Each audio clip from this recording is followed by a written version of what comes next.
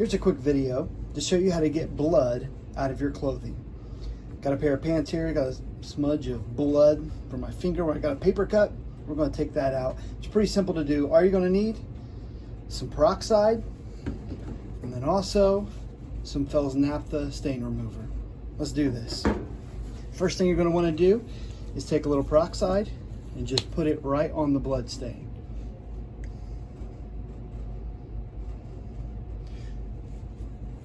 You'll see it bubble up just like it's on your hand, and it's starting to lift that blood off of the pants. I like to let it sit for a couple seconds, and then I'm going to take a paper towel and kind of dab it a little bit, just like that. Then I'm going to do the same thing again. You can see it's starting to lift off. I just got a little bit left there. One more time.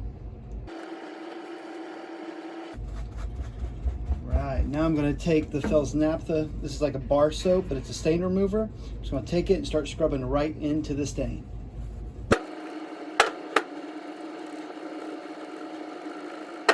Alright, our next step is to take these pants, throw them in the washer. Alright, just got them out of the dryer. As you can see, the blood is all gone. I hope this video was helpful. If it was, give us a thumbs up.